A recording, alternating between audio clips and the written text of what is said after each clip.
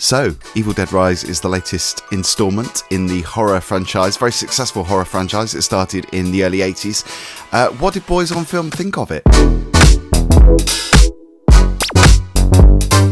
My name is Phil Marriott, by the way, but look who's here. Somebody who I was dancing in the style of Human League Girls with at a concert the other night, Alison Goldfrapp. It's Chris. How you doing, Chris? Hello, everyone. Hi. Yeah, we had fun. I got to saw slightly tipsy Phil, who doesn't come out very often, but he was a lot of fun, and I'd advise anybody, if you see Phil out and about, buy him a drink, because he's worth seeing a bit tipsy. I'm not allowed to do that very often. That's the problem. It gets a bit chaotic, and it's almost like, nosedive as soon as I've had a drink. That's we didn't go that far. Let's make it clear to the viewers. We didn't go quite that far. We just got tipsy. We had fun. We had a really good night. It was Alison Goldfrapp at Somerset House, and if you want to check out some of the footage, it's all on TikTok, including Chris doing the moves. You tricked me into that. We were meant to be doing it together, and then you just shifted the camera onto me. It's such a trick. Anyway, let's talk about Evil Dead Rise. Are you a fan of the Evil Dead franchise? Yeah, definitely. I mean, they're like classics. They're like staples, and great films. This one, I think it's got a worthy part in the set. I enjoyed it as a film. I think it's very well made. It's nice to look at. I'll get to some of the things which I didn't think were very nice to look at shortly. But it was a well-made film, I thought, and it starts really well. It has this beautiful title sequence. That's amazing, isn't it? Really clever, and the way that the title card kind of pops out from behind the hills as a reflection as well. It's really beautiful. Looks really, really lovely.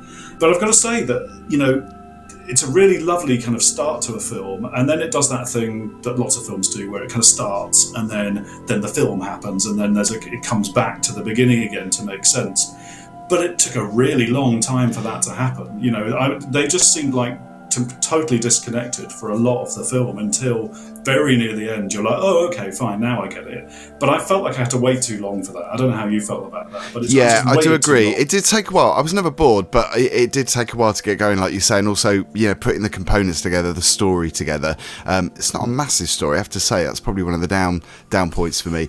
But it's written and directed by Lee Cronin, who made a film called The Hole in the Ground a few years ago. I think it was 2019. Have you seen that film? Because I still haven't seen it, but I really want to see it now. I'm not sure I have. I don't remember it, but that's not to say I haven't. And he did a brilliant short, which is on one of the extras of the physical release, the DVD and the Blu-ray, which is called Ghost Train, which I watched this morning, which is fantastic. It's only about 16 minutes, but it's about a guy who's grown up. He's kind of haunted by his past. Something happens with one of his friends. They go to this ghost train, and something happens at the ghost train. I'm not going to say what happens, because obviously that would be a spoiler, but it's fantastic, really well made, really atmospheric, and quite creepy. But yeah, it's one of the features on this, so check that out if you're going to buy the DVD and Blu-ray.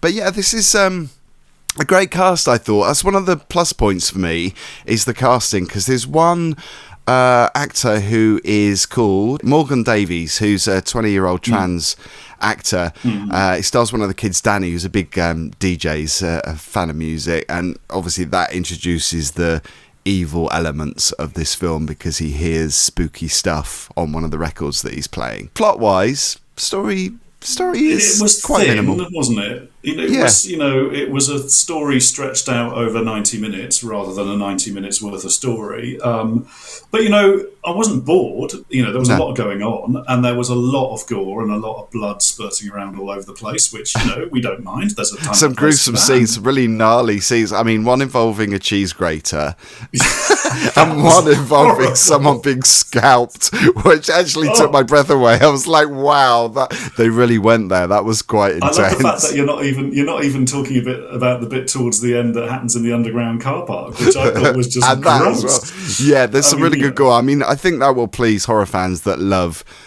gore. I mean, it's kind of tongue-in-cheek. There's some comedy elements to this film. It's not too much, though. I mean, I have to say I preferred this film to the reboot that Fede Alvarez did a few years ago, which I didn't like. I think it was nice because it did have nods to the original, the Sam Raimi original back in the early 80s. Was it 81, 82? 81, I think, wasn't it? and it was, it was atmospheric. Yeah. I got, I don't want to reveal too much of the plot, but there's a sort of element of being trapped, and people being kind of, people can't escape. And, you get that, and, you're watching it and you feel that, the music and the lighting and all that kind of stuff really works to support that mood. And, you do, but it's kind of relentless. And, look, and I know that this happens in a lot of horror films, as it should, but, you look for the light at the end of the tunnel sometimes. You're really empathizing with the people who are trapped, and you're like, oh, please let them sort of escape or get through that door or whatever it's they're trying to do. And it's just like relentless, like, no, you're not getting out, you're going to stay here, you're going to suffer. And as a viewer, you're on that journey with them, and you can't escape either. You've just got to sit there and watch all this gore and all this nastiness happening, and that's a good thing. But it's kind of relentless. It's one of those horrors where you're shouting at the screen, no, don't do that, or turn on the lights, because it's a lot of it is in darkness. A lot of it is centered in the house. It's two estranged sisters, isn't it, played by Alyssa Sutherland and Lily Sullivan. I've got to say, they were fantastic. I thought the performances all round pretty much good. I mean, I'm not a massive fan of kids in horror films. Sometimes it draws me out of it a little bit, because I think sometimes child actors aren't that great. They were okay in this. Absolutely. I think they were great performances. I think everybody did. I think absolutely the lead, the evil figure, I don't remember the actress's name, but, she's just terrifying. I mean, yes, okay, great makeup and all that kind of stuff, but, a lot of it's in the performance, actually, and she's really good in it. She's absolutely terrifying, really horrible, really don't want to bump into her in a dark alleyway kind of thing. Absolutely not. Horrible. And she comes out with some real catchphrases as well, some really nasty things that she's saying, that, spewing out of her mouth. Mummy's with the maggots now. And it's a very physical performance, isn't it? I would imagine that she's doing a lot of the stunts herself. It seems to be her that's doing a lot of the stunts. I know I've seen some, behind the scenes footage, and it's pretty impressive. Yeah, definitely. Look, it's a very well-made film, and I have no idea what the budget was for it, but they've spent the money well. It's a well-made film that's had some money and love, thrown at it, and it's paid off because it looks good and it's a proper experience. So, story-wise, the two sisters are estranged. They don't get on, but they've got this reunion, and they meet up at Alyssa Sutherland's character's house, and the kids play a big part in the story. It all harks back to the book of the dead, that is in the original Evil Dead films, and obviously that brings the demons into their environment. Obviously it's not centered in the woods, it's centered in the city this time around. So I kind of like the fact that story wise they've done something a little bit different. Yeah, it had to be, for me, it had to relate to the original film. It had to, I'm glad it did. I'm glad that there was a sort of relationship to the Book of the Dead and all that kind of stuff. And, the Book of the Dead's animated completely differently this time, and, it performs differently. But, I liked the connection to the original films, actually. I really enjoyed that. And I have to say, quite a nice thing on a movie soundtrack to get all the spooky music going all the way through, and then suddenly to get some LCD sound system in the middle, because that's what the DJ is playing on his turntables before he discovers the evil vinyl that he's also got.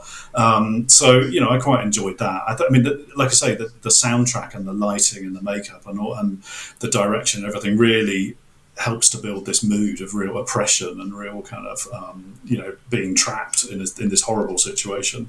So I enjoyed that. Yeah, I liked the direction of it. I thought it, like you said, it was a well-made film that looked good. It kind of felt polished in a professional way, but not so much so that it didn't feel scary or intense, because it certainly had atmosphere about it. Because some horror films that, have got a lot of money put into them, they feel a little bit, I don't know, a little bit fake in a way. And this did feel genuinely kind of gory and terrifying. I don't think it was that terrifying. I think it felt like a roller coaster popcorn movie to a certain extent, horror movie. I'm not a massive jumper, I have to say. I get accused of being that person who seems to know what's coming next, which is why they don't jump in horror films. But I jumped quite a lot in this film. So that's not usual for me. So I'm kind of glad that I got the little kick from this film. I jumped, several times, things, I can't even remember what the things were, but, I jumped. And that's like, I know we're not going to do a jumpometer score, but, this is pretty high on the jumpometer. There's some frights in it. There are some scares. And, that's why we go and see these films, isn't it? That's what they're for. It's interesting, isn't it? Because you sent me a message saying, or we spoke about it at the gig the other night, and you said it's not necessarily a film that you'd like to see again. I would see it again, but it's not kind of up there in my favourite horror films. I think it's a well-made horror film. I think it did its job, but I'm not necessarily kind of drawn back to it. But after seeing his short, I respect the director, and I'm kind of keen to see what he does next. Yeah, I'm definitely going to watch the short because that's a good recommendation. It's good. I'm interested to watch. I mean, some things I said about the intro sequence and then the rest of the film and the kind of relationship between those two things. It's possible that if I watched it again, I'd get more of that a bit earlier. So I might watch it again for that. But the immediacy of that, I think, is something that is important to note. The fact that sequence took a long time to connect to the main narrative. Yeah, I'm not sure watching it again is going to reconnect it for me, but I'll give it a go. There seemed to be bits missing for me, and I think it was the character development more than anything. The story just didn't move on a great deal for me, really. I mean, I don't want to spoil it here, but I literally could describe the whole plot, I think, in 3 sentences, probably. There's not a lot to it, and I get it. That's fine. Sometimes simple is best, and it's about the experiences that come along the way while that's happening, but not a lot happens, really. It is a pretty simple story arc, and the worst horror films are where it's a very simple arc and it's just about the gore and the horror along the way. This isn't like that, actually. I mean, there is a lot of gore and horror along the way, but there's still something missing for me. There just wasn't enough story, really. There wasn't enough progression somehow. Your verdict, star rating? How many have I got to choose from? 5 stars, yeah? Yeah, well, this is the thing, because for me, it does sit between stars. I think it's a strong 3, so I think if we were allowed to give it half stars, it would be 3.5 for me. Interesting. But we're not, so I'm going to go with 3. It's not quite a 4. Well, I was going to go 2.5, so on the basis I can't go halves, I'm going 2. That's very average smaverage, isn't it?